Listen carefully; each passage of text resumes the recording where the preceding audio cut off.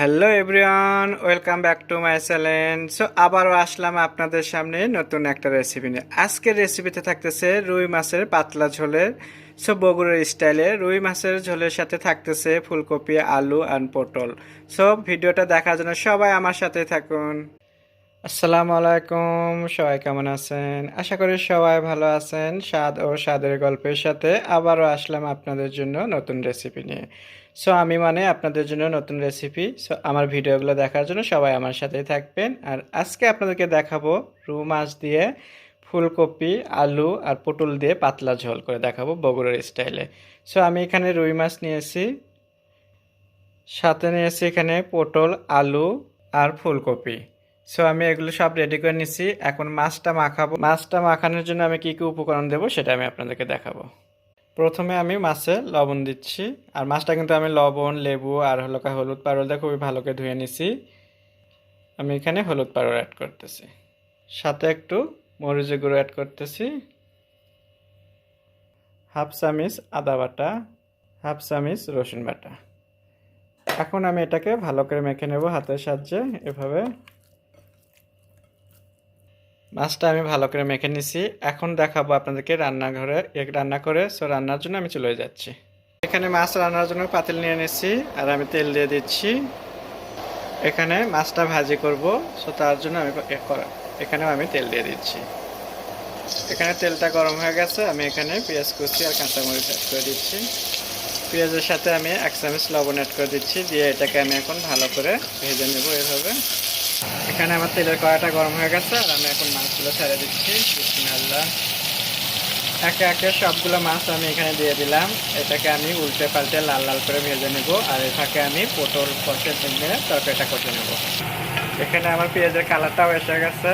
তো পেঁয়াজে এখন আমি এখানে কিছু বাটা মশলা দেব।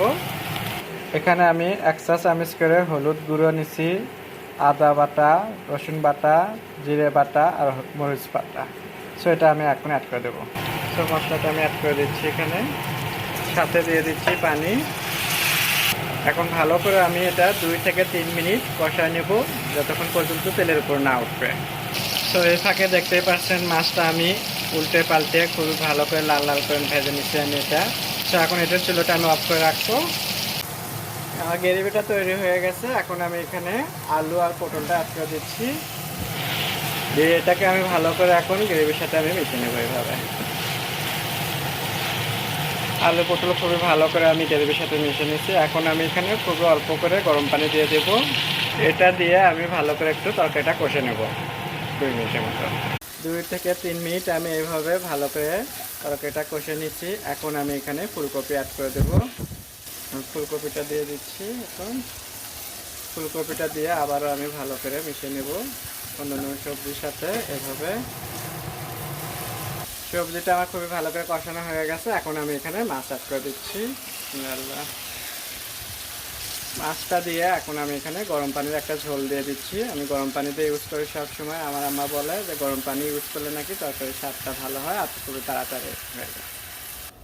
পানিটা দিয়ে আমি আবারও মাছের সাথে একটু মিশিয়ে নিচ্ছি এভাবে নিয়ে। এখন আমি এটাকে ঢাকনা দিয়ে একদম 5 মিনিট আমি খুব ভালো হাই হিটে রান্না করে নেব।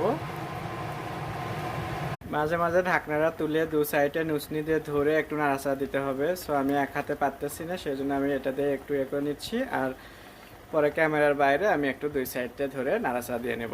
সো আশা করি আপনারা এভাবে করবেন, দেখবেন যে খুবই মজা করে তরকারি রান্না হবে। আর আমার ভিডিওগুলো আপনাদের কেমন লাগে অবশ্যই কমেন্ট করে জানাবেন। আর বেশি বেশি করে শেয়ার ও কমেন্ট করবেন আপনারা। সো আমার রুই মাছের পাতলা ঝোল করা রান্না হয়ে গেছে। আশা করি আপনাদের ভালো লাগবে। আর আপনাদের ভালো লাগলে বাসায় অবশ্যই এইভাবে ট্রাই করে দেখবেন যে বগুড়ার রেসিপি খুবই মজাদার হয় আর খুবই হেলদি হয়, পুষ্টিকর খাবার। সো আপনারা আমার ভিডিওগুলো দেখার জন্য আমার ফেসবুক পেজে লাইক করবেন, বেশি বেশি করে শেয়ার ও কমেন্ট করবেন। আপনাদের জন্য আগামীতে নতুন নতুন ভিডিও নিয়ে আসবো।